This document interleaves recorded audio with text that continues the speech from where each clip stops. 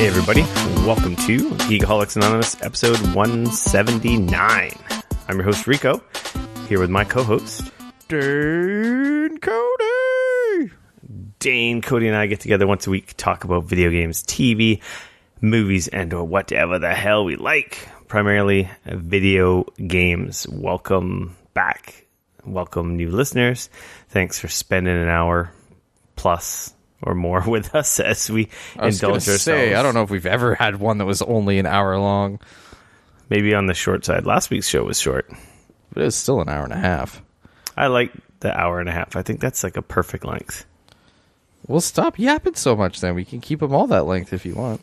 Sometimes it's just hard. There's a lot of stuff to talk about, and you always get so impassioned and babble all the time. Only about the good shit. Not like amiibos and stupid shit like that. Wait until the outline later. God damn it. Normally, we start the show with our BS section, which we are knee-deep in right now. Get in our what you've been playing. Talk about some news and stuff. Our public service announcements and free-for-all section. A little outline if you've never been here before. For those of you who have been, it's all old hat. Anyway. Do you have an old hat? Yeah. Oh. The cowboy hat. You. I may or may not have been a cowboy for Halloween. Nice. On the weekend. Not last night. That's what I was going to get into with BS. I had a Halloween party that I went to on the weekend, and I assume you went to one as well. Yeah. Last night we did the trick-or-treating thing. As you'll notice, this show is a day late. And a buck short. I had to take the little one trick-or-treating yesterday, and there's just too much stuff to... it was a little stressful, so... Well, yeah. Not really. I probably could have recorded last night. You're right there. You're rubbing your nipples there kind of strangely, like... For the audio listeners who can't see the video, no, I just noticed I had dinner on my shirt. Oh, okay. I wasn't sure. You were kind of rubbing them in such a way that I was like, "Are you trying to be sensual? Is this like?" No, I'm like, "What's this?" And I'm like scratching it off, comparing sizes. I'm like one's a little off than the other one. Like yeah, one of my implants like popped. Anyways, jeez Louise.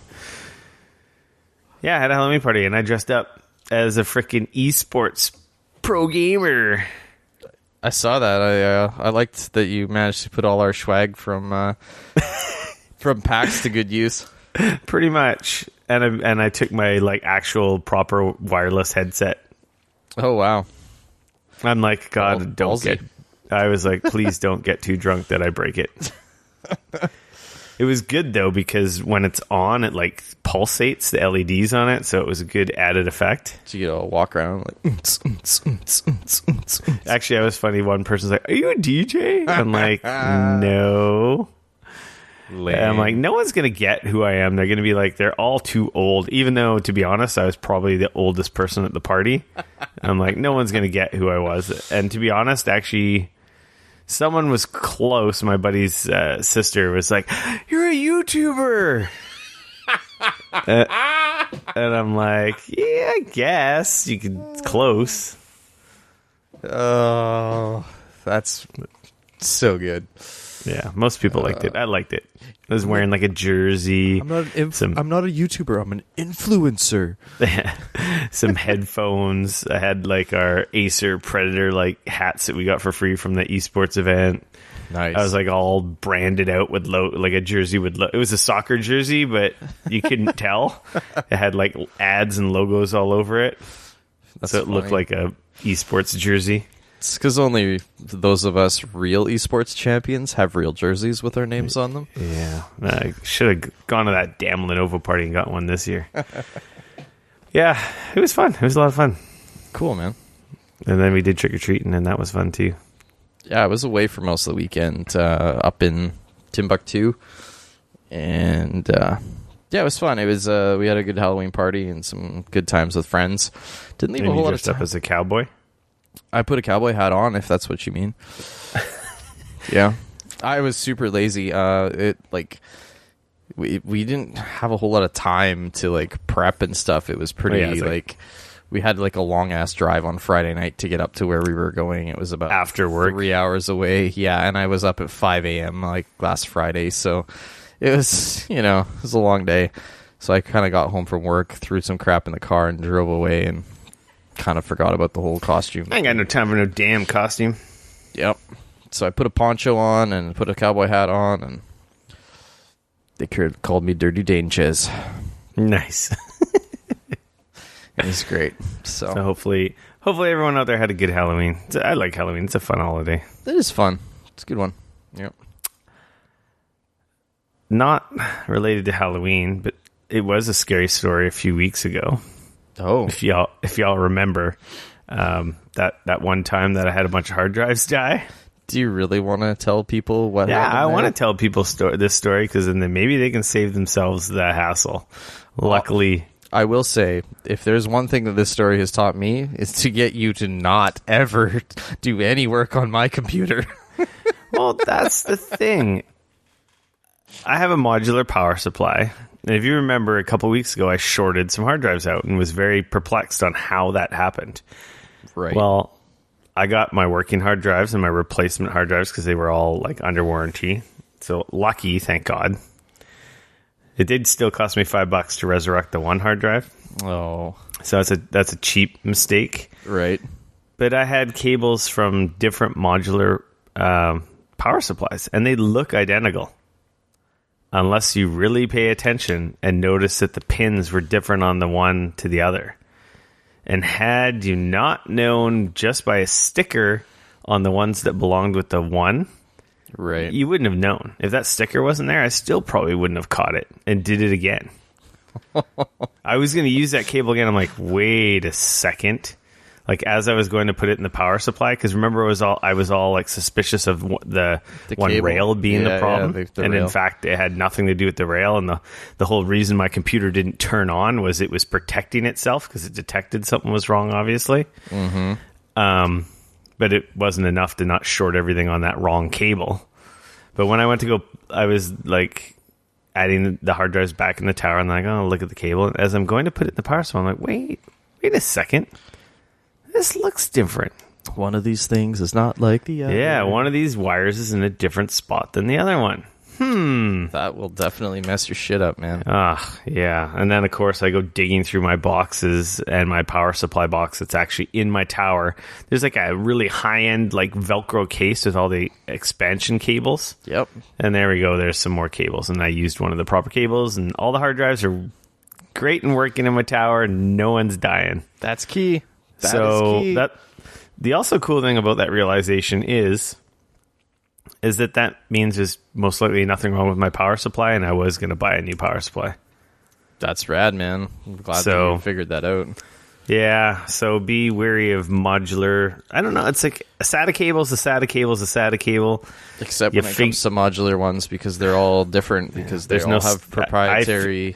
I figured it was standardized, and it's definitely not. The end that plugs into all of your peripherals is standardized. But the end that plugs into the actual power supply itself, not standardized whatsoever. Well, the plug and the ends were the same, but the pinouts are different, clearly. They look similar, but brand to brand are different.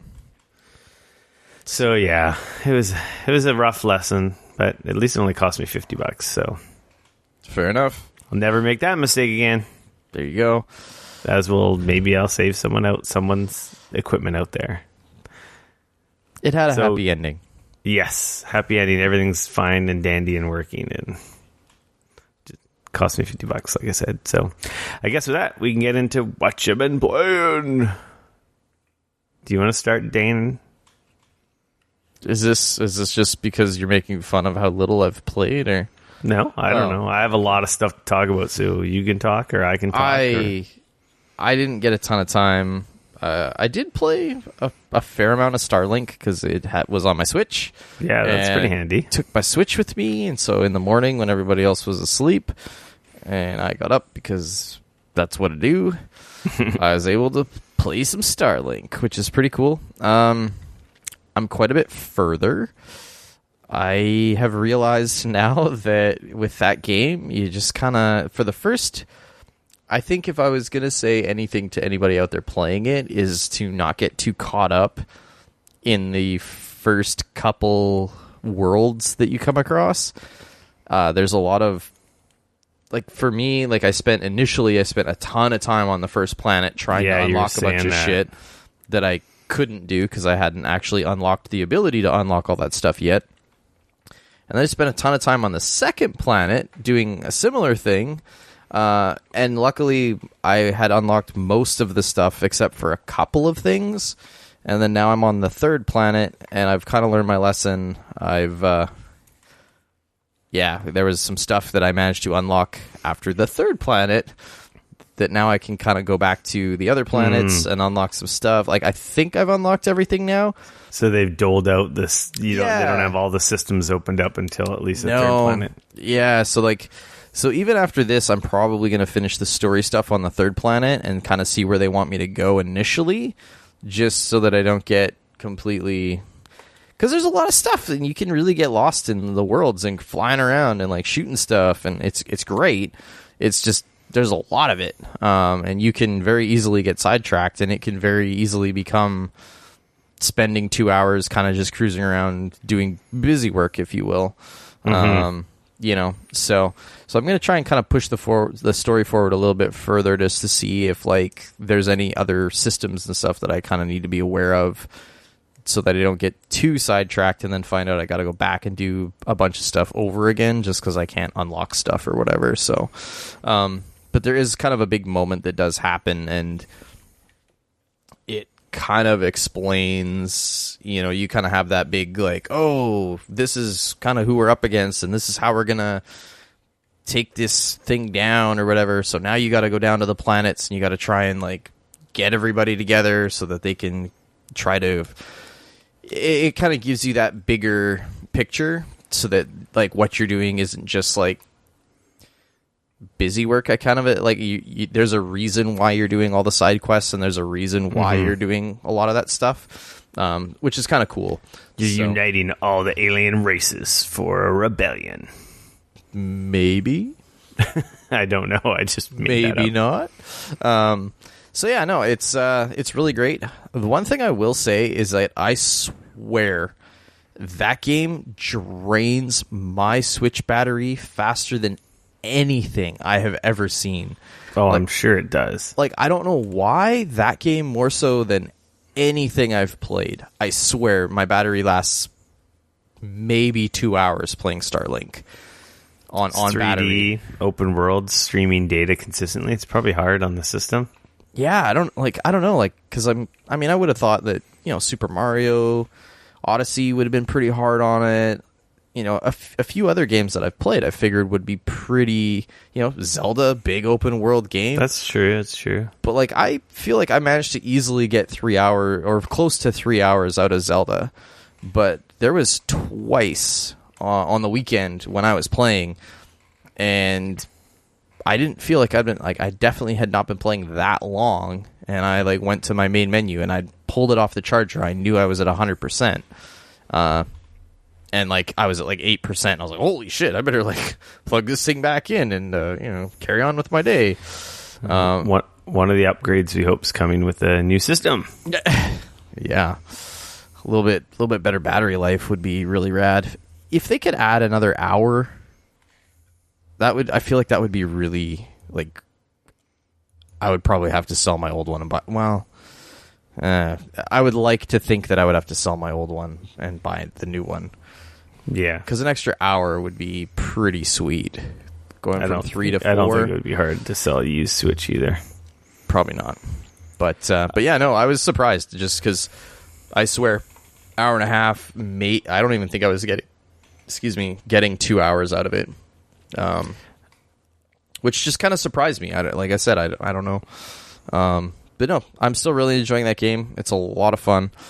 It's kind of sucked me in a weird way that I hadn't expected. So, I did want to play more Odyssey, but I wasn't at home, and that's where my PS4 was. So. Speaking of Odyssey, did you beat it? I beat it. Oh wow! You just must have, like, started mainlining that story. 64 hours on my save. Whoo! I completed 2 of the 3 Odyssey stories.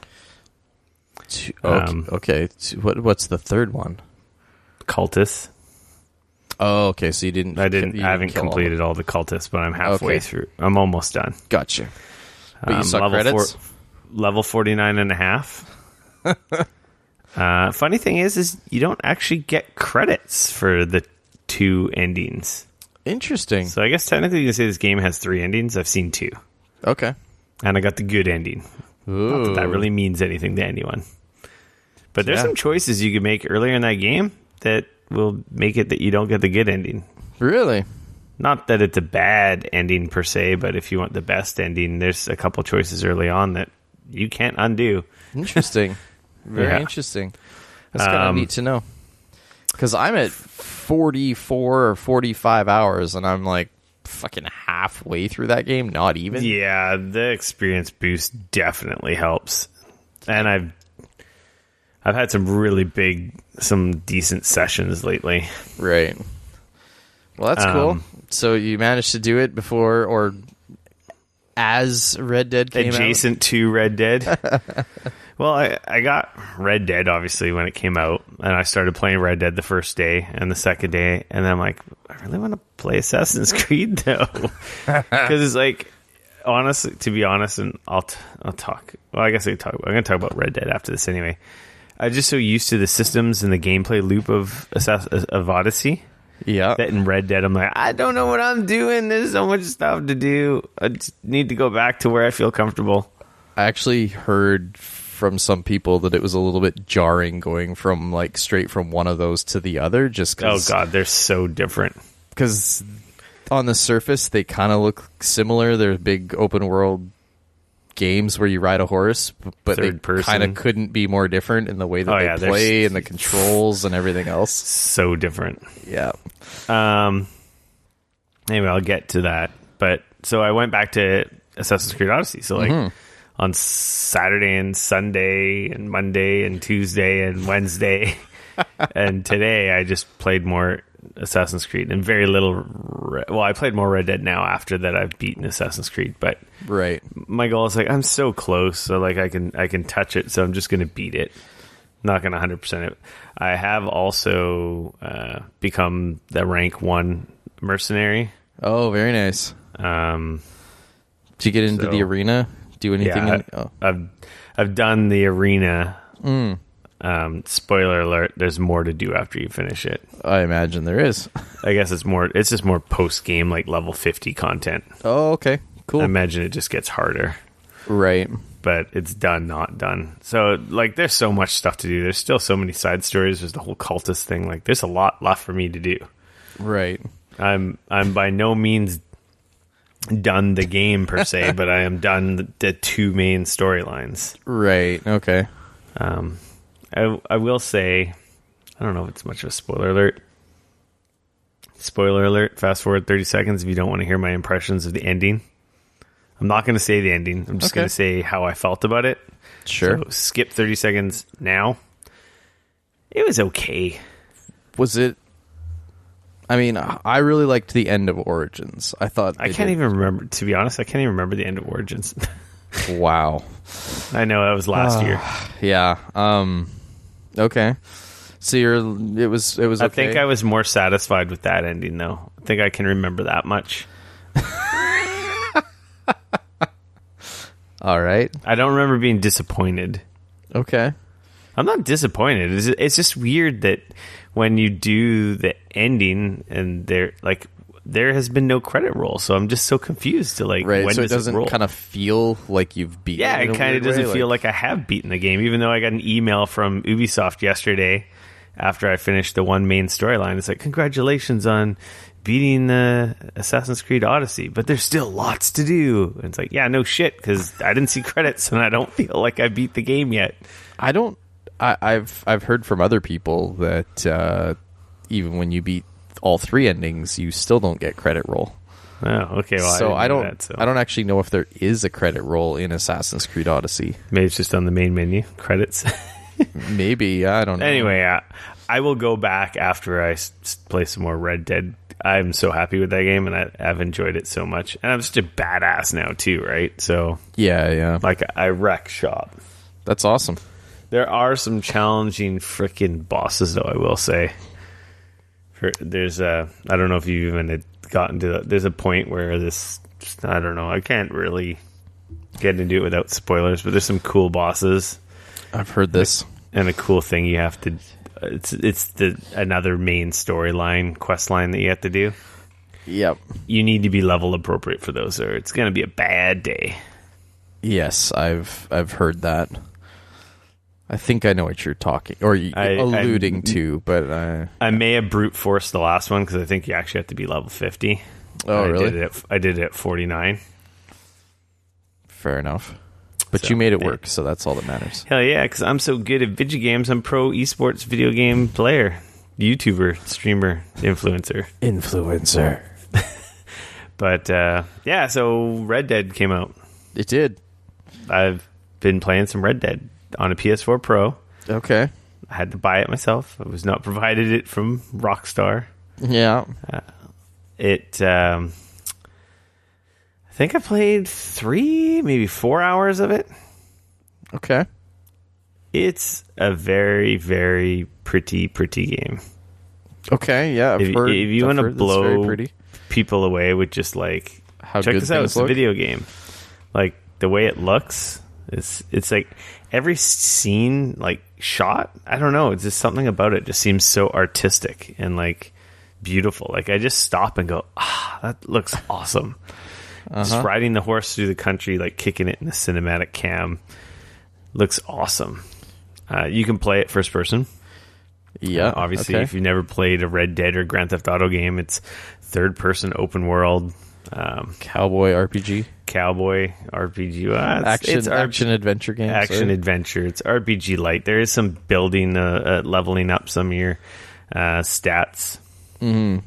But that's about it. There's no numbers. About as RPG is like a Grand Theft Auto game, right? Yeah. Basically, if you don't want to hear anything about Red Dead Redemption, light story spoilers, but every website preview is going to contain the information I'm going to talk about. Okay. But if you don't want to hear any of it, maybe just skip ahead a little bit. But what if I can't skip ahead? What's that? But what if I can't skip ahead? Well, you can't. You're going to have to listen to what I got to say anyway, and I'm pretty sure you've heard it. Damn it. The whole game starts with your gang running from a botched, foiled, like, setup job in Blackwater. And it's like the middle of winter, you're in the mountains, it's like knee-deep high snow. You're just trying to get away from the Pinkertons and, I guess, police and army, sheriffs, whatever. Right. And just trying to find a new camp, set up shop for your gang of guys. Let the heat die down a bit. Yeah, and they're, adjacent family members, wives, girlfriends, working girls, random hands, a couple kids here and there. Right. So it's a motley crew. Dutch takes care of his family. Okay. And obviously, with such a big gang that's been around for so long, like some of these guys have family, and as a whole, they travel together, kind of, right? Right. And as they go around, you set up shop. They each have their different skills. Everyone in the crew, not everyone's, a gunslinger and whatnot. Makes sense. You got your cooks and your people that make shit. Yeah, exactly. Yeah. You got a cook that lives with you guys. He does all the food and stuff for the camp. You got a loan shark guy who loans money. That's his whole angle is he loans money on high interest to people. Right. Of course, you got a hunting guy. You've got a couple Native American guys that have joined your crew. And anyway, so far it's a really cool story. Your character is really cool as well. Is it Arthur Morgan? I think it is. I believe is the name of your main character. It's kind of cool because John Marston, the character from Red Dead 1, is in this game. Okay. As well, and he's doing jobs with you, and he's around, and it's just like, oh man, I spent a whole game with that guy. Right. And obviously, it must be the same voice actor because he sounds identical. That's awesome. That's cool. And yeah, anyway, you guys escape, and then basically it's like kind of all tutorial, like how to shoot, they're introducing all the systems, and man, there are so many systems. I'm still in tutorials like 3-4 hours from now. I heard the tutorial runs kind of the first sort of 10-ish hours is sort of all tutorial on and off. Mm-hmm. Like one mission's like, this is how hunting works. You know, tracking scents of the enemies. Clean kills versus like not clean kills. Influence like whether you get good quality pelts or damaged pelts. Affects their worth for trading and selling and so forth. I just learned a mission I did today is like collecting debts from guys who owe money to the gang, basically through the loan shark guy. Mm-hmm. So I went to this one guy's house, and he's like, I don't have anything, and I don't have any money. It's been a hard winter. He's like, and your character's like, yeah, it's been a hard winter for everyone. And you basically rummage through his house and just start taking shit. and then it's like, okay, you've collected enough, so you can stop. But then you can keep going, and then the guy's like pleading and begging you to stop, and it's like, whatever. There's a whole honor system for like if you get caught doing crimes or if you help people and whatnot. Right. Being an open world game, there's all kinds of like, side of the road, sir, help me. Surprise! I'm gonna try and jack you in your shit. I haven't had one of those, but I had a guy who got bit by a snake. And it's like, he gives you a couple options. It's like, suck out the venom. I'm like, yeah, no. Or give him medicine. I'm like, here, you can have medicine. I'm not sucking no venom out of your leg. Oh, come on, man. Suck that venom out. Maybe if it was a woman, but not no man. Had a woman like trapped under a horse that I helped. Okay. And then she's like, oh, can you give me a ride to town? I can't really walk very well. And I'm just like, yeah, so you see that over there? I got a deer on the back of my horse and a bunch of skins. I ain't got no room for you. And then she like hobbles along. Well, thanks for everything you did so far. It's like, oh, jeez. Half helped. Right. Yeah. Hunting, fighting, gambling. Jesus. The whole first city.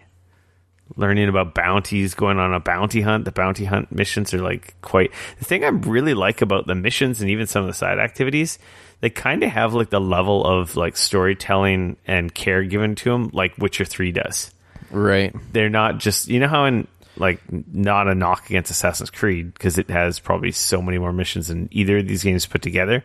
But literally some of the missions in Assassin's Creed is like you just go from one point, talk to a guy, and the mission's done.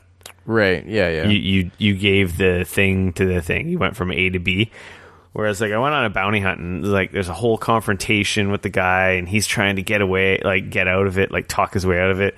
And then he, like, is like, oh, yeah, okay. And then he, like, jumps off a cliff, like, to get away from you into a river. Right. And then you're, like, chasing him down the river, and then, like, in the end, you gotta, like, lasso him out of the river and save him. But it's like, I could have also just shot him. Right. But the sheriff's like, we want him alive. We need him for questioning. Oh, okay. So I'm sure with some bounties, some guys aren't going to sit there and talk. They're going to just open fire. So you got to shoot him in the leg. And the shooting is the shooting's really cool. I like the stealth mechanics are pretty neat. There's a mission where they teach you how to do stealth and sneak up on the guys. Okay. You've got like your silent throwing weapons. You've got your a bow and arrow you get. But like just even the shooting when you're in a shootout with guys, it's really cool. It goes to this like really cinematic like takedown view on some of your kills.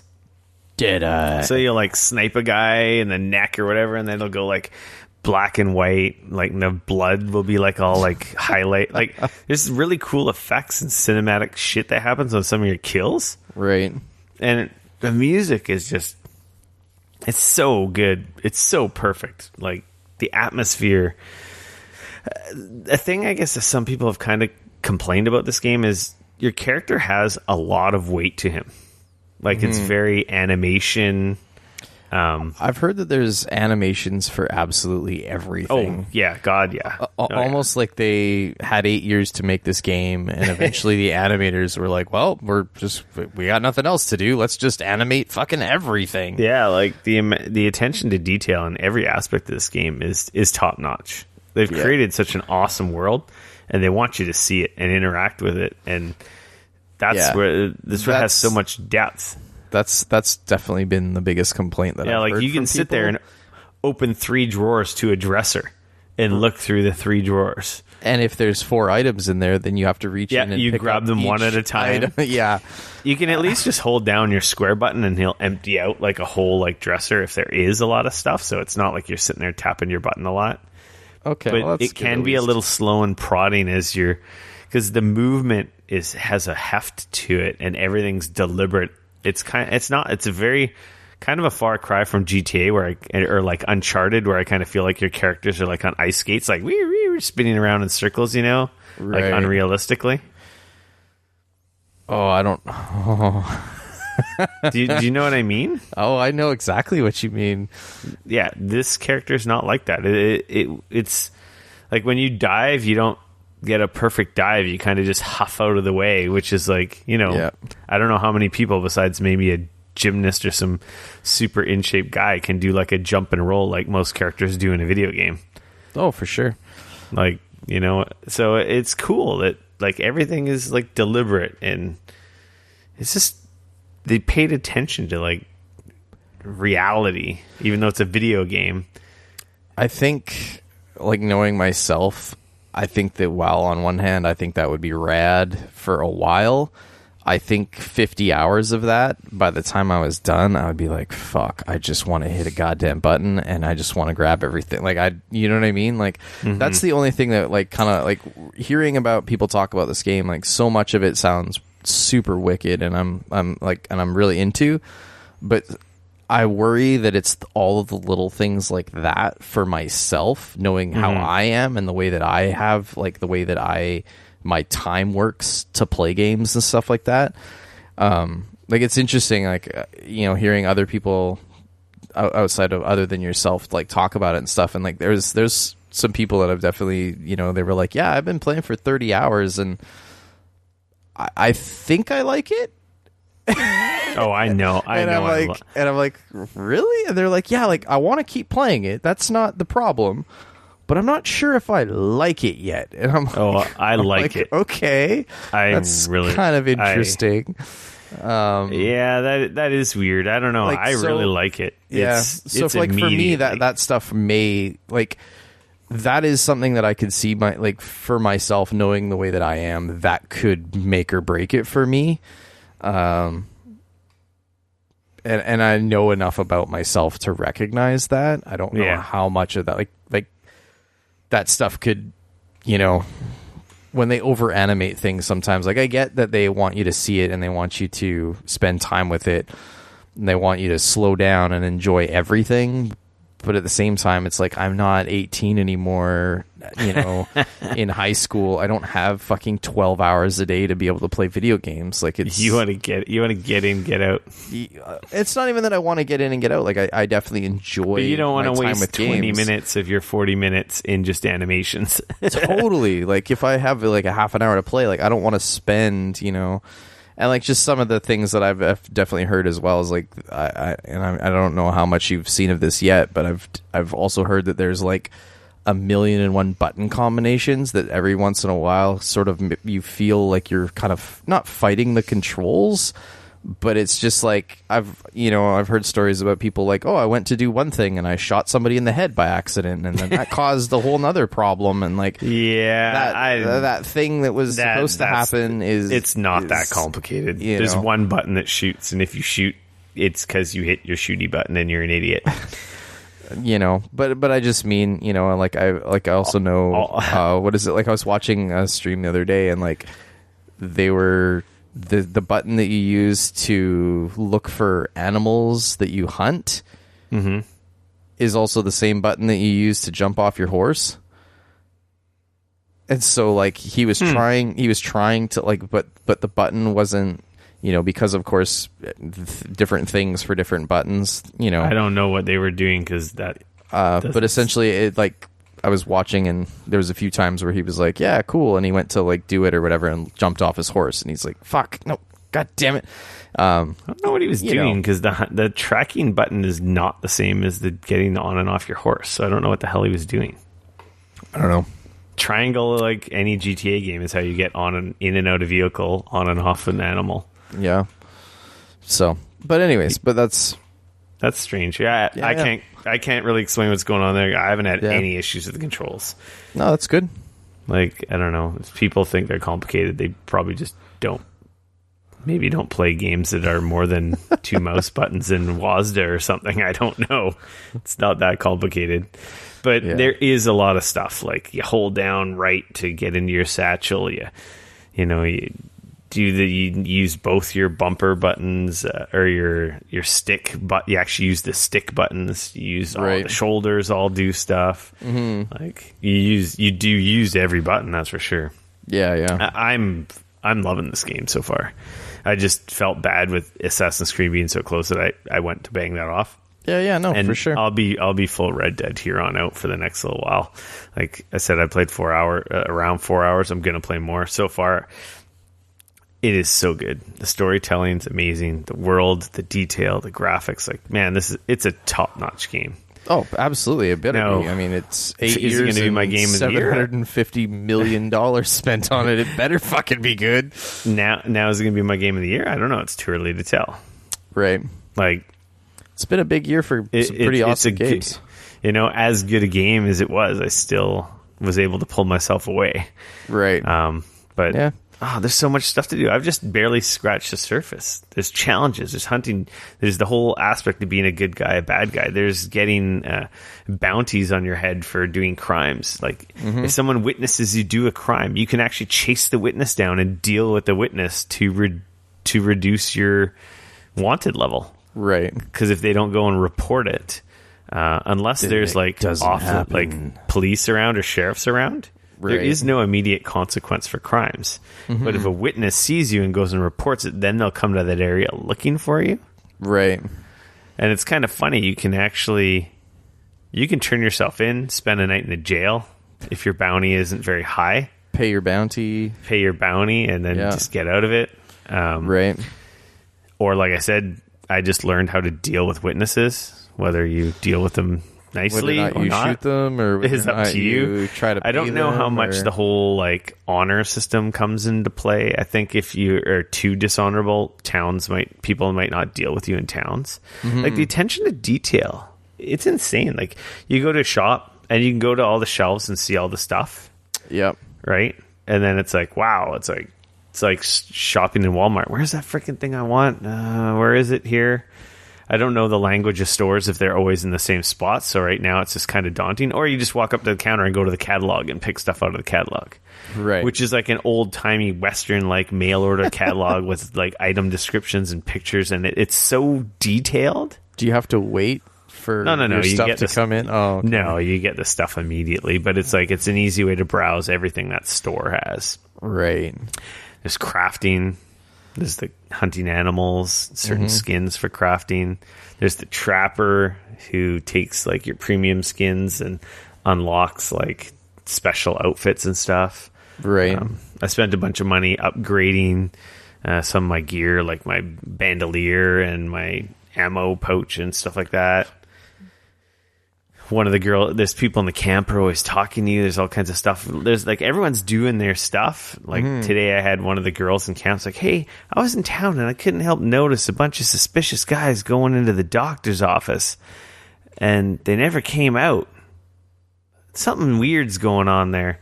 And it's then you get a tip. It's robbery tip. So something's going on in the back of the doctor's office. Right. I'm sure it's probably some backroom gambling or something like that. But it's an opportunity for you to go rob. Right. Make some money. Yeah, because the whole point is this whole camp system they have is your camp needs money, food, and ammo.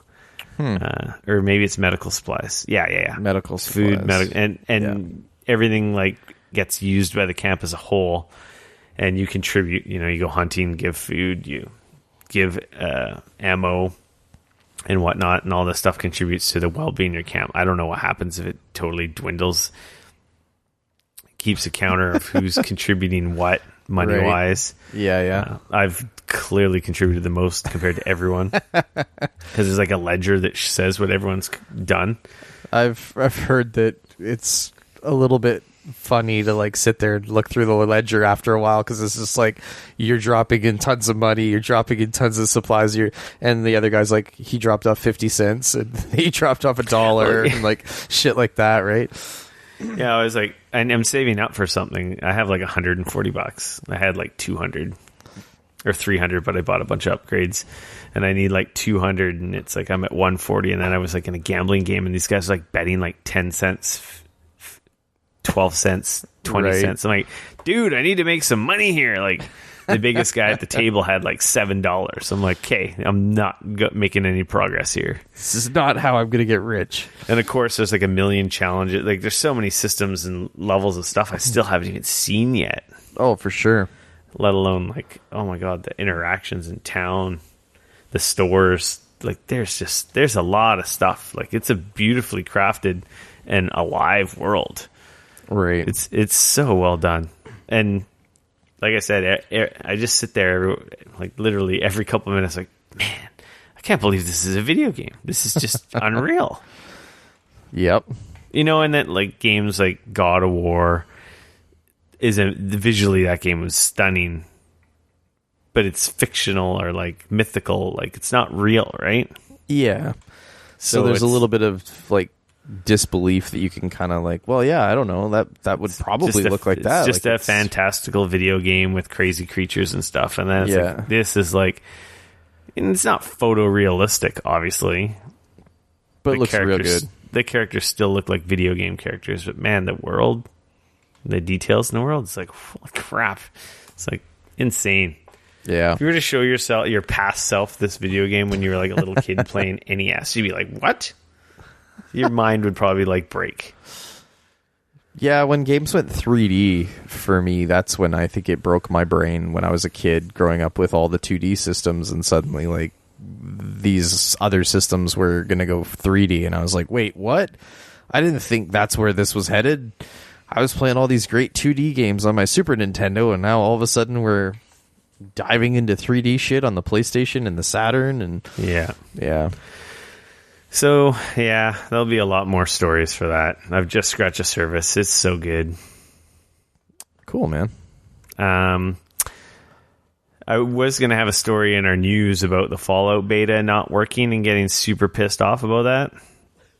Because I was really pissed off about it, because I'm like, on Tuesday, the beta's going to be on, and I'll be able to play it. Right. And then it broke and deleted itself. It broke and deleted itself. And then when you try to download it, it's like 11 hours. I'm like, what are you talking? So their servers must just have been hammered. Well, of course, everybody's trying to re-download it. Everyone had to re-download it because some stupid bug. And I even went on after they said the bug had been identified. Right. Didn't matter. Fucking uninstalled mine. Yeah. So I'm like, okay, well, I ain't going to play the beta. And of course, thankfully, they extended the beta to today. Okay. And I managed to play for about an hour and a half this afternoon. And? It's Fallout. I was worried. Like, it's freaking Fallout. It looks really good. I feel like it looks better than Fallout 4. You're not selling me. Oh yeah, you're not gonna like this game. The only way you'd like this game is if you want to get in on the multiplayer aspect of it all. Does it shoot like Fallout? Like, are all the systems like Fallout, or does it play like a first-person shooter? I don't know. The last Fallout played like a first-person shooter, not like Destiny. Yes, it's a competent first-person shooter. It's not a good first-person shooter like Doom or Destiny. It's fine. I only have a bolt-action rifle right now, so regardless of what kind of game, those are not the best. Yeah, that's true. Weapons, so it's hard to judge until I get like more powerful, better weapons. The big survival thing, like you get out. Yeah, so you get basically the beta. It must be the start of the game. You walk up out of the vault. You wake up. It's Reclamation Day. Everyone's emptied out the vault, and you're supposed to set out in the world. I guess 300 years after the bombs dropped. I think that's what it is. I could be wrong. The first 2 times I tried playing, I had no audio. So I had to quit it and relaunch it a couple times for some reason. So excellent. Beta is definitely correct. Wow. And then, of course, the third time, I just have some idiot on voice comms because it's just open. It's open chat. No, he was like trying to tell his buddy how to do. It's Z in the menu. It's Z, and it's like I don't need to hear your shit. So like on auto, I guess it just has everyone in the immediate area. Yeah. And considering you're in the spawning area, there's a bunch. The story starting area. There's a bunch of people around. Right. So I immediately turned that off. And then I tried turning it on again later, and it's like, okay, it's nice and quiet. And then I ran into a guy who's actually thanked me for helping him taking out some stupid critters. But That's yeah, cool. It's out in the world. Here's some supplies. Here's the camp. CAMP, your device that you use to build camps. I didn't really get into the setting up or building a camp yet because I just wanted to play the game. Yeah. And there's like a whole story mode. Right now, I'm tracking down the overseer. It is all just that the overseers, like the people who oversee the vaults. Oh, okay. She's giving you a message to come find her out in the world. Right. And basically, you're just following like audio logs right now. Okay. Picking up gear and supplies as you go. I found a house, found a gun. So there's like missions and there's structure like that, but you just happen to be in a world with other people. Yeah, like you go on the map and you see like a bunch of other dots, which are other people. And I've seen other people running around just shooting stuff and doing their own thing and talking in hey. a bit of a weird way, it's a little bit like a Fallout MMO. Yeah. MMO light. It's like being in a public, like a public area in Destiny, right? Mm-hmm. Like a public Everyone's instance running or around. whatever. Yeah, doing their own thing. Yeah, it's like an instance. There's even freaking public events. Oh, okay. Like there was a whole mission that like started in the first little town that I was at, and everyone can just take part in that. If you're in the area, you're part of it automatically. Oh, that's kind of cool. But yeah, it's Fallout. You're scrounging, you're grabbing stuff, you're crafting, you're upgrading, you're building armor, building weapons, going on your little missions. I haven't seen like crazy set pieces yet, so I don't know the quality of these story missions as they go down the road, Right. It is very early, so I don't know if like who knows, maybe the single player missions all they ever are told through holotapes going from one point to another, finding and fixing or removing or go do this thing or go find this thing or go. But I don't know, man. I felt like I'm like, oh yeah, this is fall. I'm like, I could see myself spending a lot of time in here, and I'm like, actually having someone else here, this could be pretty fun because that's the one draw. To be honest, that is the one drawback of Fallout is you spend so much time in it, but you're by yourself and it's kind of lonely. No one sees the shit you build. No one helps you on the missions you're on. Mm-hmm. Like. Because you're all by yourself, and no one is there. You're a survivor. But it seems cool. I don't know. I gotta play Fallout 4 because I feel like it looks so much better than Fallout 4. But I don't know if that's just my memory. I mean, Fallout 4 came out a few years ago now. It did. I mean, it makes sense. Like negative points for not supporting ultra wide. Really disappointing. That's kind of lame. Like every PC game supports ultra wide. We're also talking about Bethesda, and they're not exactly known for being the best at their like support for a lot of that shit. I played Fallout. No, maybe I didn't get my ultra wide when I played Fallout 4. Because straight up, man, trying to get Fallout 3 to play on anything is like that's fucking. I'm trying to think. Thing and a half these days. So I have liked what I played. Some people did not like what they played. Right. I imagine if I played it on console, I would probably feel that way. Yeah. Looking around for stuff with a joystick in, the cluttery, noisy world of Fallout might be a pain in the ass. Scavenging with a controller compared to a keyboard and mouse, how fast you can do it. Yeah. I don't know. It seems cool. I'm not canceling my pre-order. Oh, it's good. I liked it enough that I'm going to hold on to it. I wish it was a beta that was open to more people that didn't pre-order, because I would have been more interested. Does it not go open at all next week or something, maybe? I don't believe so. I believe they've said... I got to double check, open? But I don't think... At least initially they were saying that this is just for people who've pre-ordered, and... So I don't know.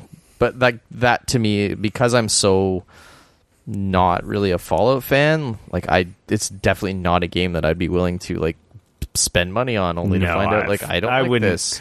I wouldn't recommend it. I wouldn't recommend it to you because I know you don't like the old ones, even though I don't know what's wrong with you. But either way, it's Fallout with multiplayer. I can tell you that much. We talked about this. It's the bad like shooting and shit. Like it doesn't. Yeah. It just feels so bad. Oh God. So I played that, and then I also played some Tetris Effect, which is we don't have to talk about this during our public service announcements. There's a demo for Tetris Effect on PS4. Okay. It's a limited demo, like they call it the weekend demo. 'Cause essentially, it's on now until Monday, and then it stops working. Okay. They have the couple modes in it. The journey mode, which is kind of like stage-based progression, and then they have a classic. There's a bunch of different modes, but they only have like 2 modes open. I guess 3 modes. You can play journey, you can play classic, endless, and then they have a new mode called mystery. And there's probably about like 10 other modes that you couldn't play. The journey is in VR or non-VR.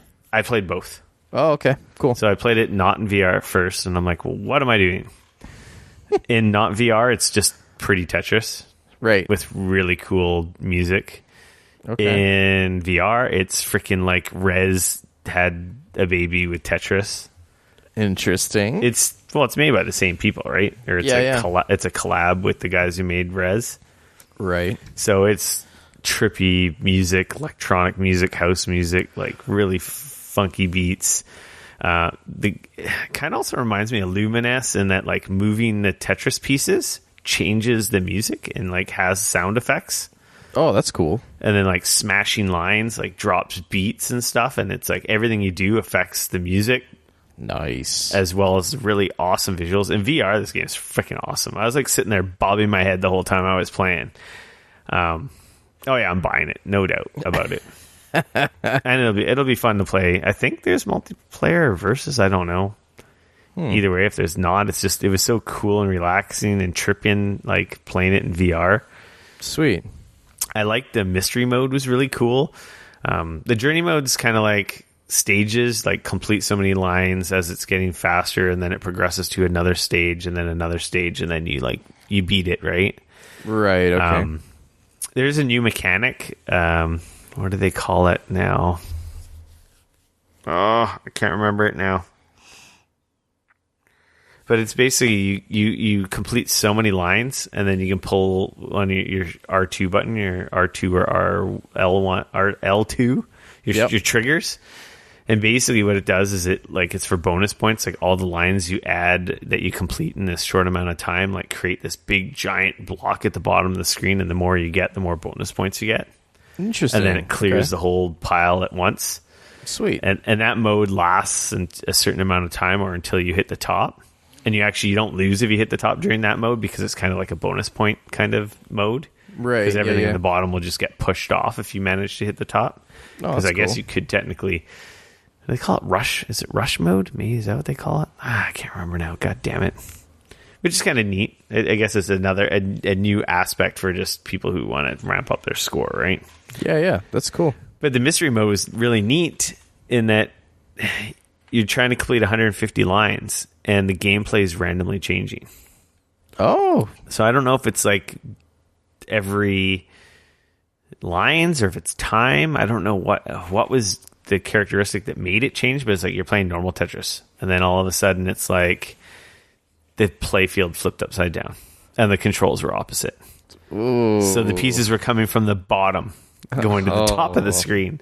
No. And meanwhile you're in VR, and it's like whoa. And it's like, okay, I made it through that without screwing up. Thankfully that happened when the pieces were still going slow. Right. Or then there's like a section like, okay, you can't hold any pieces. So you know how you would hold like the 4 block for setting up Tetrises? Mm-hmm. Yeah. It's like no hold, so it couldn't hold pieces for a while. So you had to deal with every piece that you got.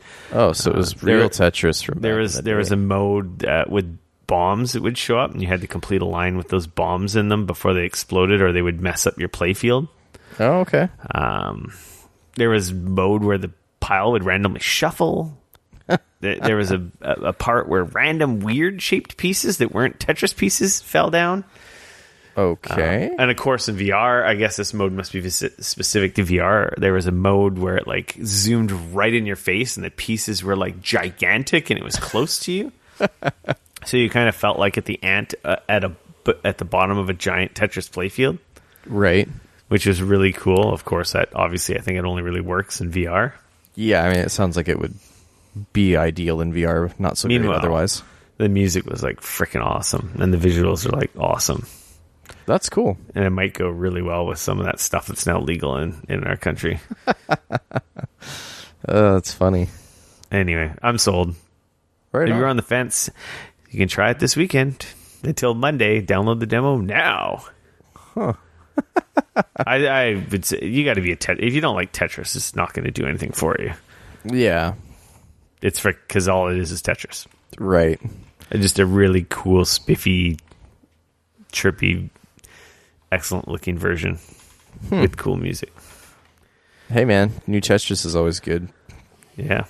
I think it's $40 Canadian. Okay. So I not... think you can get it retail. I think it might actually be like a retail exclusive at GameStop and EB.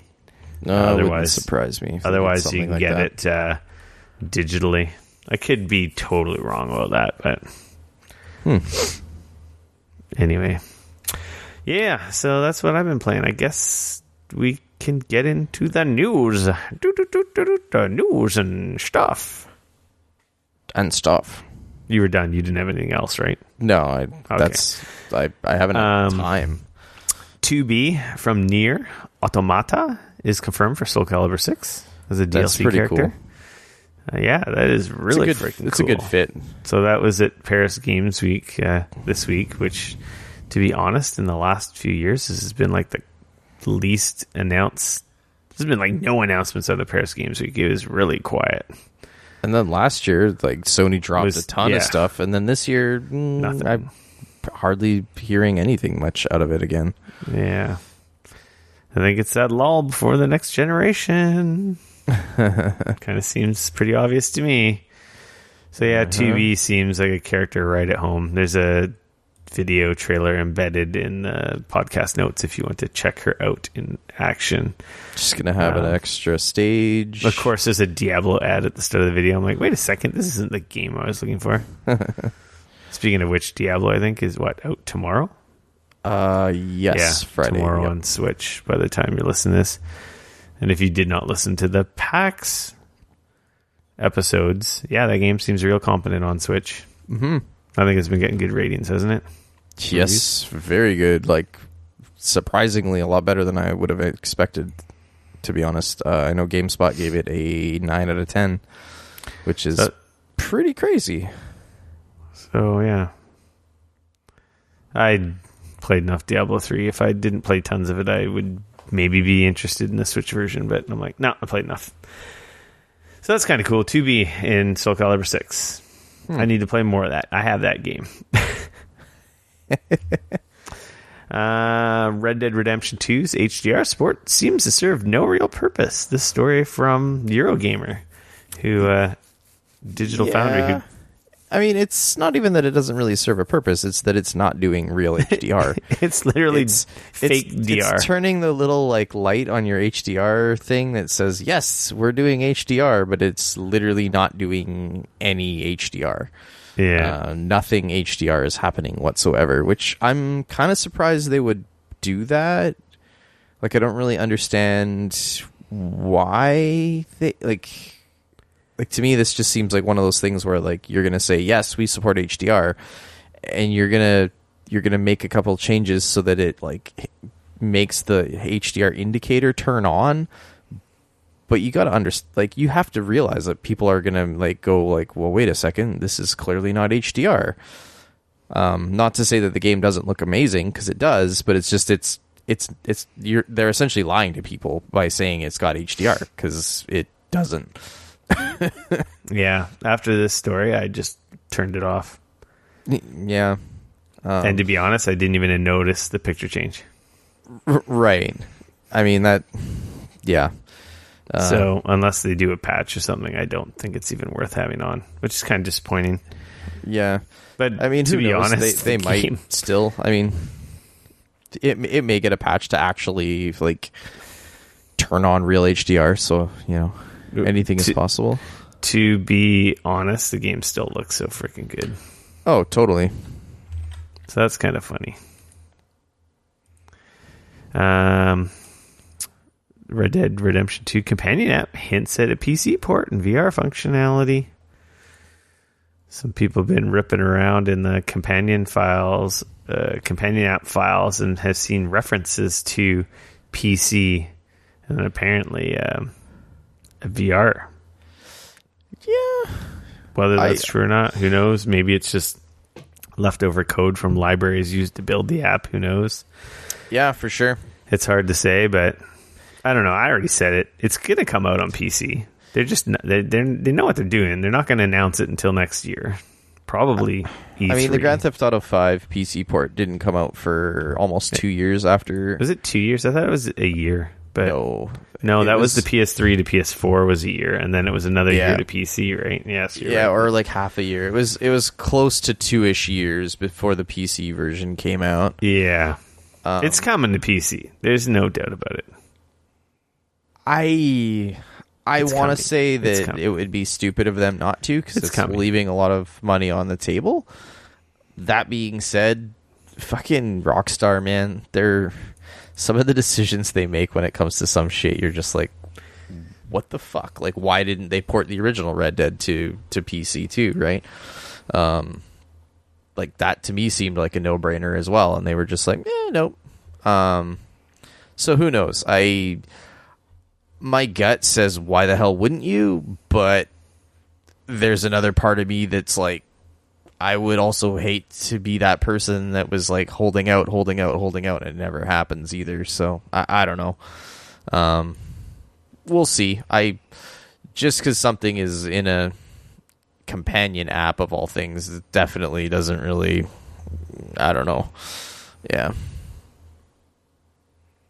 Here's hoping. I would prefer to play it on PC myself, but who knows? I think it's coming. And at this point, I kind of hate the way that they do it. I know why they do it, and everybody seems to give them a pass when they do stupid shit like this. No, it's annoying. They just it's dirty, is what it is. Like everybody else in the industry announces that they're gonna have a PC. Yeah, like Monster Hunter on Capcom's like it's coming out on PC. Like, hey, so if you don't want to play it now, you can wait. Exactly. But fucking Rockstar, they're like, fuck you guys. I don't give a shit about you. We want to make money. Yeah. And like, I don't know. That kind of attitude kind of pisses me off a little bit. It is kind of annoying. Probably doesn't help my want to play this or not. They know a lot of gamers out there have major FOMO and are going to buy it twice anyway. They can't wait. Yeah. Speaking of the companion app, I have downloaded it. I haven't used it yet. Apparently, it's the way to play for setting waypoints and not having to go in your map all the time. That's pretty cool. I'll spend some time with that between now and next week. Yeah. Black Ops 4 now has microtransactions. I haven't played enough Black Ops 4 to really have a say on this, but the community is not very happy. Apparently, it all makes sense as to why the grind on unlocking weapon tiers is so slow. Even though they have sped it up a bit since launch. Everyone's like, oh, this makes sense because they want you to spend 130 pounds. Or is that's pounds or euros to unlock, to maximize a weapon here. That's a lot of money. That's one gun. Wow. So apparently COD points are used to buy nebulium plasma in zombies. Yeah, I don't even know. I'm not even going to try and figure out how this marketplace through cosmetic works. Black market tiers and access new special orders in the black market. The ability to spend your way through black market tiers is a point of contention. It still feels like a soul-destroying grind and all but impossible to complete in the allotted time, except for the most dedicated of players. But now microtransactions are live, and you can pay your way through them. Wow, that's crazy. They're expensive, too. Holy shit. And then there's, like, outfits and stuff that you can get from chests that are not really cool. And then everyone's speculating that the best-looking outfits are just going to be in the store. So, or they're going to be high up in the tiers, like really high up. Like, people are just They're not happy. We'll see what happens there. Doesn't seem to be the level of a Battlefront 2 level of rioting going on, but still, that's fucking annoying. This, I still I kind of want to be a fly on the wall in some of these meetings where somebody along the line was like, "Hey guys, this would be a good idea." I got a really good idea on how to fuck our customers. And I don't get it. Like anybody who didn't think there was going to be microtransactions in this game is an idiot. Like, there was always going to be microtransactions regardless. But I mean, and to be fair, like, I don't own the game, so I haven't been playing it, so I haven't seen how annoying or not annoying they are or aren't. It sounds like if you're a casual and you got more money than brains, then this is great because you could just spend a bunch of money and carry on with your life. But it sounds like if you're the semi-casual who doesn't have more money than brains, that you kind of get fucked. So somebody like me, kick for example, in the nuts, yeah. Like, I would be kind of screwed in this. Like, but it also, one could also argue, well, all this stuff is cosmetic and it doesn't really change the game. It's all. Yeah, but I want the really cool looking unicorn version of the gun. Right. So, like, I don't know. Like, the whole microtransaction thing, I feel like at some point, like, should have they maybe made this game free to play then, if that was the way you they were just going to thought it was getting better, and then it's like someone goes and reminds us, no, it's not getting better. They still haven't gotten it.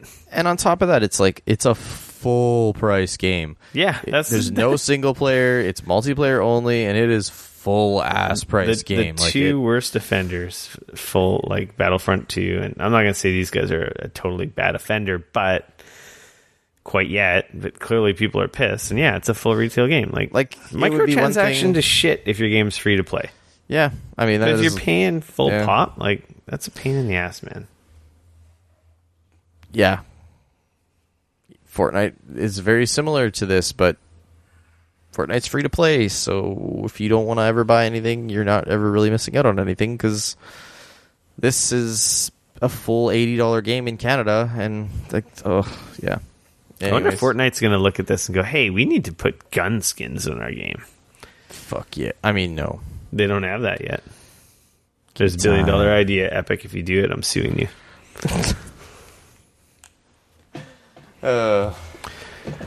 Moving along. Assassin's Creed Odyssey adds its first free DLC story. There's a patch today. That was a big patch, too. 1.06 on all platforms. Anyway, there's apparently 7 free stories coming to everyone on top of, like, the season pass stuff. So Odyssey's Lost Tales of Greece are a series of missions coming to the game for free at regular intervals. See, it's funny, right? We go from one story about how bad microtransactions are, and then we go to another story where Ubisoft is literally giving away free story shit in Assassin's Creed. I have not played this story mission, so I cannot report on the quality of it. And yeah, Assassin's Creed has a store. Sure. And it's 100% optional. It's all cosmetic. Yep. Oh, dude. It's also not in your face at all, unless you want to buy their stupid... unless you want to buy their booster, EXP and money booster rates. So I will say, speaking of Assassin's Creed Odyssey, if you get to the top of the mercenary tier, do it. Okay, that was the goal. Just the rewards are pretty cool. That's awesome. That's really cool. So anyway, I didn't even think there was one. I just thought you got to the top and you're like, you're the most badass mercenary. But I always figured there was some cool shit. You get some stuff for it. The one thing I had no clue, and that was a cool surprise. That's awesome. Good to hear. But yeah, total opposite. Like, I don't know. That's wicked. This next story is not really video game related, but I wanted to put it in here because it sounds freaking amazeballs. Marvel is bringing a Winter Soldier-Falcon series to the Disney streaming service. Which seems pretty freaking rad to me. I wonder how we'll be able to watch this in Canada. I'm sure it'll come to Canada, this service.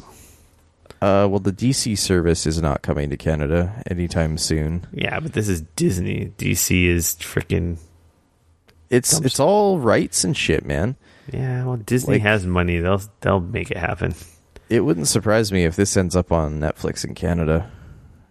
Well, anyways, I digress. I'm just curious. I think that's cool. I just think it's cool that Disney is going to be making series, but with this series, you got The Mandalorian, which is the John Favreau freaking Star Wars bounty hunter series. That sounds freaking awesome. Hence why they canned the movie, because they found something better to do with it. This Disney service is going to have some dope ass content, and I believe it's going to be the same actors, right, that play these characters in the movies. I'm not sure. I don't believe that they've 100% said yet, but I just hope that with Disney creating this service that and I understand they're going to be the ones that have complete control over it, which on one hand is great, but on the other hand, it just worries me because Disney tends to be very kid friendly. Anything that's not, they tend I don't know, and I just hope that we might lose some of that gore and violence that we've seen in Punisher and Daredevil. Yeah, it just worries me a little bit that they're gonna some of these properties that they have are fucking dark. Some of them on Marvel properties are dark as shit, and it's they seem to be kind of okay with it being like that in comic books, but anytime, at least so far, that they don't necessarily seem to be that great about it pulling them outside of the comic books, and I just hope that this isn't gonna do that to them. I hope that they realize some of these properties need to be dark and need to be mature. So that's the only thing I worry about with them doing it. And I think they were talking about a Scarlet Witch series as well. Yeah, I don't know, I'm kind of excited for the streaming service. Yeah, like I said, I'm very curious to find out. I didn't think about that, but you're right. If it's going to be in Canada, it might not be here immediately. Oh, I guarantee you, it will not be. I would bet money it won't be happening with the American one. I don't even know if it would be within the first year that it will come to Canada. Not. Well, I guess we'll just have to find other ways to watch it. I thought that was some cool news. Yeah, for sure. Moving along, considering we're a day late, we actually are able to talk about this. But a buck short. Pardon? Nothing. Nintendo had a Direct today. The final Super Smash Bros. Ultimate Direct today. It was 40 minutes long. It was way too in-depth about so much stuff I just don't even care about. Oh, dude. But I don't mean to be an asshole, but stop adding fucking characters to this goddamn game. At this point, I feel they're just why? Why are they still adding characters? 74 fighters, and then that doesn't count the season pass characters, and I think the Piranha Plant character. Oh. So I think they're going to be upwards of 80 by the end of February 2020. But it's crazy. Either way, it's cool. And especially if you're a Smash fan, oh, it's awesome. I'm on the fence. I don't know if I'll bother buying this or not. But I will. I'll buy Smash, because they showed the story mode, which looks really cool. The 2 new fighters, Ken and Incineroar. Hell yeah! I need a Ken amiibo. There's a whole spirit system, which is way too in depth for me to even pretend to know what's going on there. It's support spirits to available slots. They're equipable character mods, to damage and moves and abilities and stuff. Online matchmaking's getting an overhaul, a dedicated app for sharing clips and stuff, paid DLC. So they said they're going to have 5 characters in their fighter pass, which include character, stage, and music, and they're $5.99 or $24.99 for all 5. Right. And they're like, we're sorry it's too early for us to announce this, and we only recommend this to be purchased by our most dedicated fans, but we promise you'll be very happy.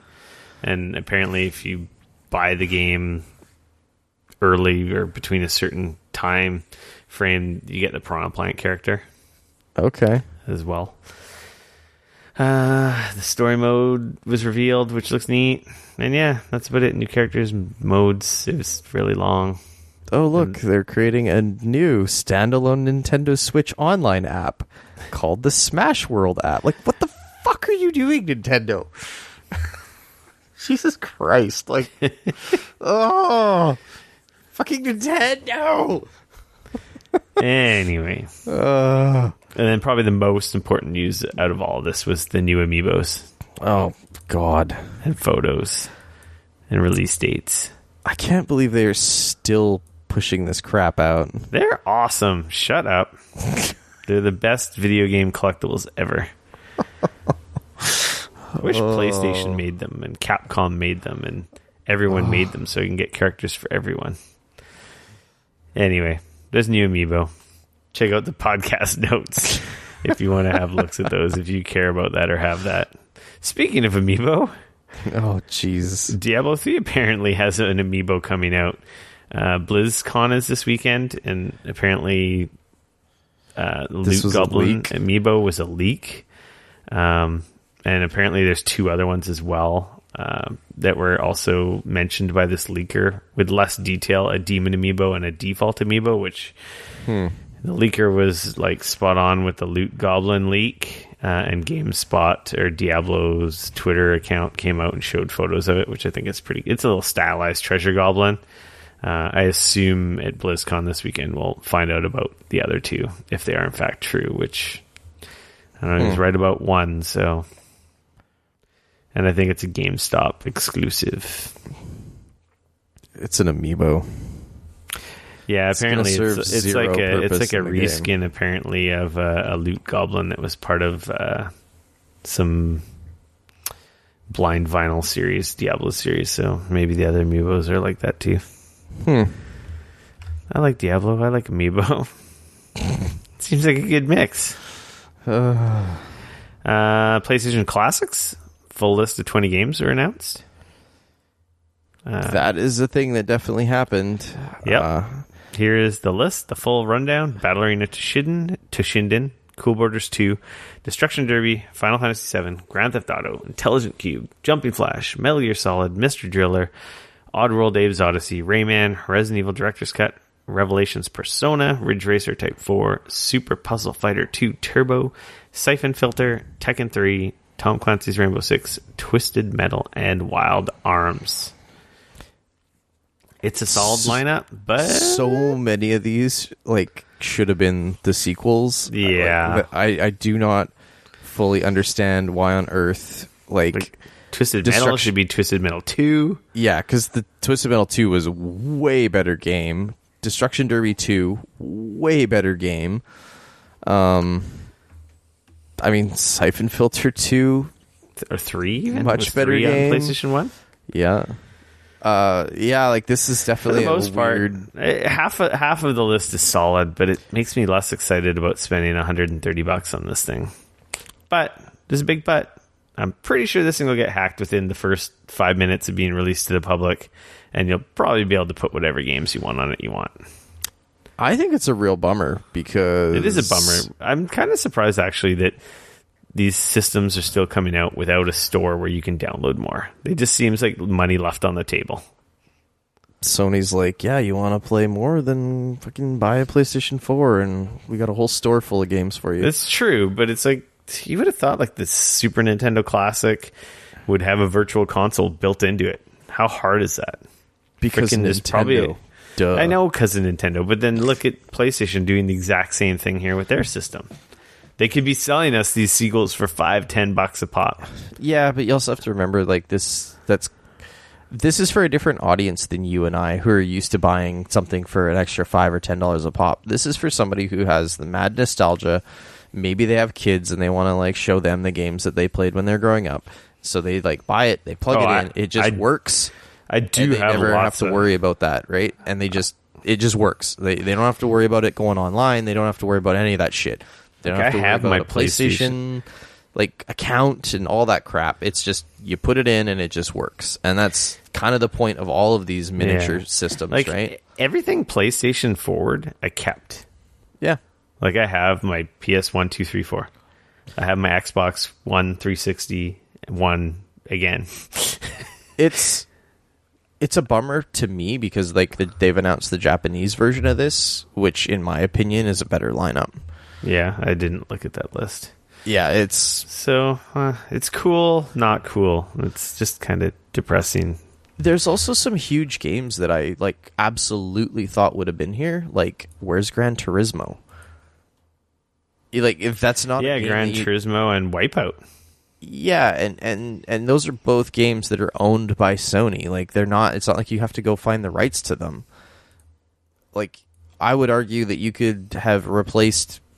I mean, Ridge Racer needs to be there, I think, but they've also got their original Persona, not Persona 2 or none of the Shin Megami game. Like that's Revelations Persona. There's some very strange, and yeah, the fact that there's only 2 RPGs or I guess 3 RPGs on here, I'm kind of surprised just because I gotta go through my PlayStation 1. The original top-down Grand Theft Auto game, like, that's not trying to go back to play that game, it's not a good game. Like, you didn't even put Grand Theft Auto... The first Grand Theft Auto, was that PS2, though? You're thinking of Grand Theft Auto 3? Yeah, that was PS2. Okay, yeah, so but, like, you could have at least put Grand Theft Auto 2 on here. Like, that's a better game. Again, like, it's... Some of these are definitely like I'm really shocked that they didn't put like the sequels where they were definitely due. I was also initially surprised that like there's not a Spyro on here. Well, that makes sense. But I also understand that the remaster's coming, so I get that. But at the same time, like you would almost think that in a way Activision would be like, yeah, put it on there because that's going to get people playing the original, and they're going to like look, it might get more people to play the new one because, hey, I remember this game. It was great. Oh man, they made a new one. Yeah, it's a strange list. I pre-ordered it immediately before the list was announced. Yeah. And now I'm just kind of like, do I really need to spend $140 on this thing? Considering I still have it, obviously it's HDMI, it's tiny, it's USB powered. I already have a USB and a HDMI sitting there for my mini consoles. It's like have my mini console section where I can swap them. Right. So it's like, in one hand it's convenient, and in another hand it's like, I think I have most of the better versions of these games on disc still. Yeah, I don't know. I mean, I'm not going to be buying it. Like, I don't think that a lot of these games... I think a lot of people are going to buy this thing and they're going to plug it in and they're going to go, holy shit balls. Yeah. These games did not age well at all. That's the thing holy shit. The 3D definitely, I don't think, keeps up as well as the stylized 16-bit graphics. That's why I think the N64 is going to be another... If they do make N64 classics, I'm like, ugh! Oh, yeah. No, those games, they don't hold up well. Like, it's not to say that they aren't good games or they weren't good games. They were. It's just trying to go back to them now. We've come so far, and the 2D consoles they age better because they're not as hard on the eyes. Like, no, and the gameplay is kind of timeless. Whereas like 3D games have gotten better. Oh, so much better. Not just visually, like control-wise. Like early 3D games are not the best controlling either, right? Not only that, you're playing this without analog sticks. That's right. Your PlayStation Mini, it has the original controllers, which do not have analog sticks. Which actually makes me wonder if some of these games were chosen because they were either launch titles or early PlayStation games. Because I know the DualShock had just come out right around the time that Metal Gear Solid came out. Yeah. Which was not late, but it was kind of midway through the PlayStation's like lineup. Like that was what? 98? Yeah, because there was vibration in that game. I remember. Yeah, and whereas the original PlayStation came out in 94. So there was several years there where there was quite a few games that didn't have analog sticks. Yeah. So, which then begs the question: why on earth didn't they ship it with fucking DualShock controllers? Like cost, obviously. Yeah, this thing cost them fucking nothing to make. Moving along. speaking of old school PlayStation games, the first trailer for Medieval went up. Hell yeah, it the did. remaster. I don't have any nostalgia for Medieval, but Oh man! it's like So from the grave up remaster. When I was a kid, I got a PlayStation, and when I first got my PlayStation, I lived in the middle of fucking nowhere, and I obviously like had was a broke teenager trying to get the games that I could. I rented a lot of games. I wasn't able to buy a lot at that point, but I got the stupid PlayStation Underground demo discs. Yeah. And fucking Medieval was on one of those, and I played so much of that. And then when I finally was able to rent it, I played the shit out. Like, it was big nostalgia for me on like playing this game. It looks great. They've done a beautiful job remastering it. It's a full remaster, just like the Spyro remaster. Like, it looks gorgeous. They've gone ground up with the graphics. It looks great. I'm super stoked to play this. This and Spyro are both like, if this is the way that people are going to be remaking games, then hell yeah. Yeah, I'd rather these types of remakes than just like the relaunches. Like, yeah, a remake over a remaster any day. So yeah, that looks great. Moving along, Xbox news. Couple new games are coming to backwards compatibility. Castlevania, Lords of Shadow, and Just Cause are now backwards compatible. I bring this up because we're going to talk about Castlevania in a bit here. Maybe I'll go back and play Lords of Shadow on my One X because it's still a glaring omission in my backlog. The one good 3D Castlevania game, and you haven't played it. It is pretty good. That's it for news. Public service announcements. We already talked about this earlier. Tetris Effect demo on PlayStation. Get it now. On till Monday. PlayStation Plus games for November were confirmed to be exactly what was in that leak a month ago. Bulletstorm, Full Clip Edition, and Yakuza Kiwami on PS4. And then, of course, Jackbox Party Pack 2 on PS3, Aikido series, PS3, Burly Minute C, Vita, cross-buy with PS4, Roundabout, Vita, cross-buy with PS4. So, yeah, Yakuza Kiwami, that's sweet. I never played Bulletstorm. I know people liked it. I own Bulletstorm on PS3, PC, and now on PlayStation 4.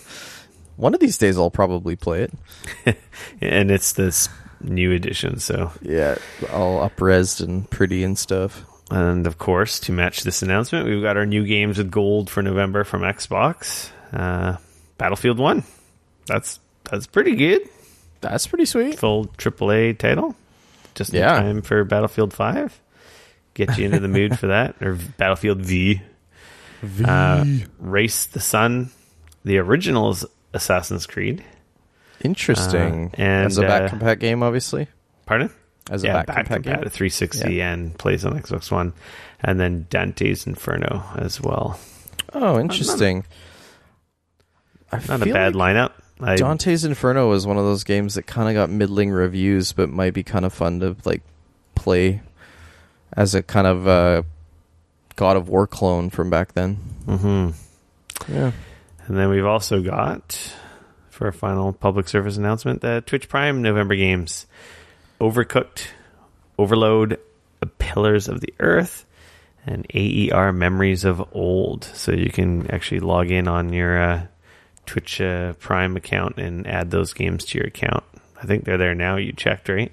I added them just before this podcast. Yeah, so I know Overcooked's cool. I have no idea about the other ones. But hey, free games are free games. Heck yeah. Also, if you own Assassin's Creed Odyssey, there's an Aegean Pirate Pack for Assassin's Creed as well. From Twitch Prime. And if you're big into PUBG, there's a Gunslinger crate. So those are kind of extra little bonuses. Was there another... What was the other one? There was a Warframe. That's it, Warframe. Prime weapon.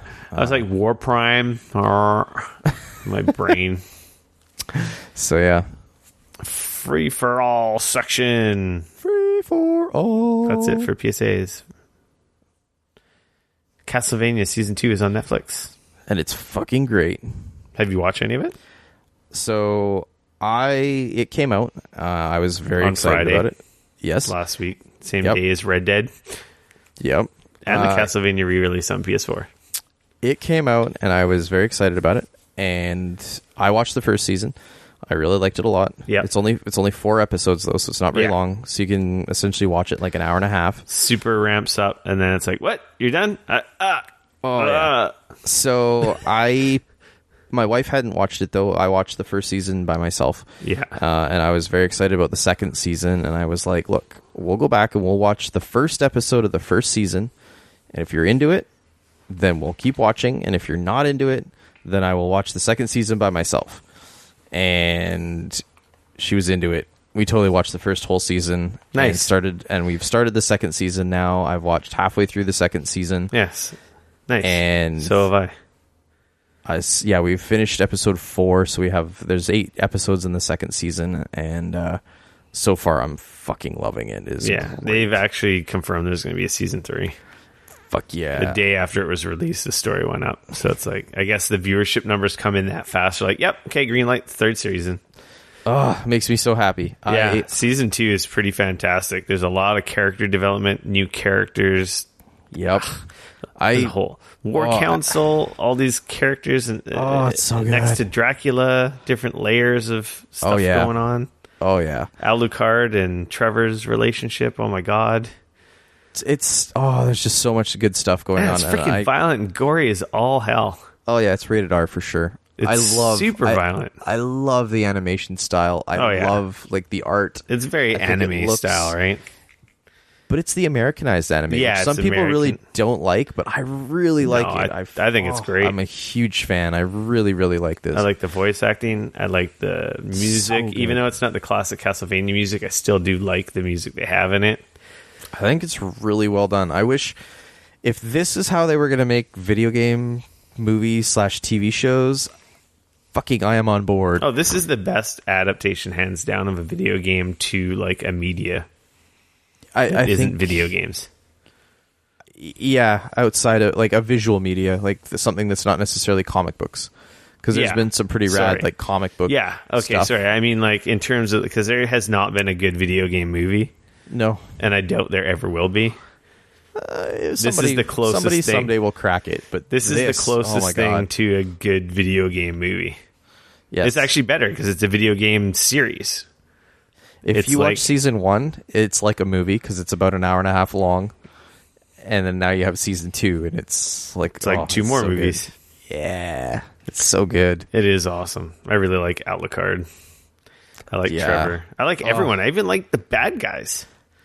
Dude, they did a fantastic job with Dracula in the show. Like he's strangely human, but yet and you're like rooting for him. But like you're kind of rooting for him in a weird evil, way. Like you don't hate him. Oh, but then it's so like, good. Then they remind you that they're bad, like because the stuff they do is like Jesus Christ. Oh yeah, I'm not supposed to like these people, but I do like them. Yeah, I know. It's so good. I really like it a lot. I look forward to more. Obviously. Sorry. I just hope that I get more awesome video game content in a similar style. Oh, we are. That's what I'm excited about. Is it because it feels? What's the guy, the executive producer who basically got this off the ground floor into reality? Is it Artie or Addie Shanker or whatever? Yeah, it's apparently he tweeted Andy Shanker or whatever. He's working on something else with another big Japanese video game company that's going to be coming to Netflix. So people have been, they think it's Zelda. Dude, that would be so the same studio or the same group of people bringing the Zelda anime-ish show to Netflix. I don't know. Too that I love is that it keeps the feel of the Castlevania games. Like so many times when they make a video game into a movie or into something else, it's like it's totally lost. Like it doesn't feel like a video game. It doesn't like it feels like somebody tried to make a bad video game movie. And in this, it's like they sat down and they went, okay, how can we make a really rad Castlevania story with all the characters that we love that maybe even kind of ties into some of the games, but it all works and it feels like Castlevania. They have and stuff. They have stuff from the so games. Good. Oh, lore, yeah. weapons, obviously characters, locations. It just, that's what I also love about it, is it just doesn't feel like somebody was trying to like make a paycheck off of it, but it feels like somebody was like, the lore is like super respect. Yeah, it's not totally phoned in. Totally, like it's just there's that's love what happens there. with so many of these series. They're just phoned in. Obviously, for me, being a huge everyone here, if you've listened to more than just today's episode, you've been here for a while. I've beat 4 or 5 Castlevania games this year. I'm a Castlevania fan, and this series is like amazing. Yeah, as a hardcore fan, it's like, oh my god, this is the kind of shit and respect I want paid to the stuff I love. Totally, absolutely. They just nailed it so well. It's like these guys need to give class to other people on how to respect franchises. They need to these guys should just help the guys reboot Transformers. Oh my god, if these guys did Transformers, that would be amazing. It'll never happen just because help studios reboot G.I. Joe, because these guys know what they're doing. Oh man, like these guys should hold a class to other studios and production houses and be like, this is how you do it. So couple little tidbits. So the guy that got involved and that made this happen, he's also the guy that, I don't know who of you out there have watched it. There is a Tom Jane Punisher short on YouTube called Dirty Laundry. He's the same person that did that and made that happen, which was awesome. That was way before the Netflix thing existed. Totally, and it is rad. He was trying to get a Punisher series with that. Yep. He definitely influenced, I'm sure, like that influenced what we got today. Oh, I'm sure. The other thing is, I didn't realize, I tweeted that I wish that these guys would do a TV show with the Battle Chasers license, because I think that would be fucking amazing. And I didn't realize, apparently, this is the studio that actually did the opening and the animation scenes for the Battle Chasers video game. Oh, that makes sense. You never know. I mean, I would love to see it happen, but I can't wait to see more. I can't wait to see more of this. I can't wait to see what other franchises these guys give this love and attention to, because so perfect. So few times do we get what we want as fans of video games when it transitions into movies and cartoons. I will say, you did bring up the G.I. Joe. I don't know if you saw it. It was a few years ago now. There was a G.I. Joe film called... It was funny. It was a short series that got then rolled into one film. It's called G.I. Joe Resolute. No. It would have came out in 2009. If you're a G.I. Joe fan, it's like I said, it's essentially a movie now. Write it down. It is the closest thing to this for G.I. Joe. It's a no holds barred. The animation is amazing. It's rated 14A or PG-13. It's not just super cheesy kids G.I. Joe. It tells a wicked story. It's about Snake Eyes and Storm Shadow, and it's fucking awesome. I highly recommend. I just found it here on Daily Motion. Yeah, it's an hour long. Yeah, it's like I said, it was initially they had filmed it as 6 or 7 little pieces that they would slot in, and they put it all together and they released it as a film. Check it out if you're into this type of thing, because it's like I said, it's one of those other things that I watched when it first came out, and I was like, holy shit, I want more of this. This is the G.I. Joe series that I want, that unfortunately never really happened. But oh man, G.I. Joe Resolute, super cool. Definitely worth a watch if you're a pretty cool G.I. Joe. Yeah, it looks awesome. Fan. I'm watching a fight between Storm Shadow and Snake Eyes right now. Oh dude, it gets into their whole backstory, and it is fucking awesome. It's so good. It's really, really cool. And the animation I absolutely love. And like I said, it's made for a more mature audience. It's definitely, they're not it's not super kiddie and stuff. So Yeah. Yeah, it looks actually pretty awesome. I'm adding this to my watch later list. Hell yeah. Do it. With that, Dane, Yeah. I'm going to say we have an episode 179 in the gigabits. Heck yeah. Housekeeping. You can follow me on Twitter at RickF, no K, RICF. You can always come bug me on Twitter at Dane Cody, at DAYNECODY. Remember to like, follow, subscribe at Facebook, Twitter, YouTube, and our Instagram. It's Geekoholics at all of the social medias. And of course, if you are an iTunes or Apple Podcast user, feel free to leave us a review, as reviews help us in the logarithms of the magic of the internet and help us find new listeners and help the show grow. Which in turn gets us games to play. Well, let's be honest, we're still going to buy them anyway and talk about them. But hey, we want the show to grow. We want to be able to do more cool stuff than we already do. Hell yeah.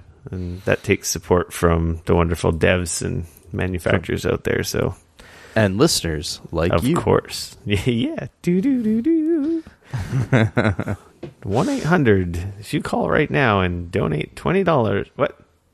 You will get another podcast next week. Yeah. Yep. I guess for that, Dane, I think we're done. We're out. Go play some games. Oh, yeah. See you next week. Peace.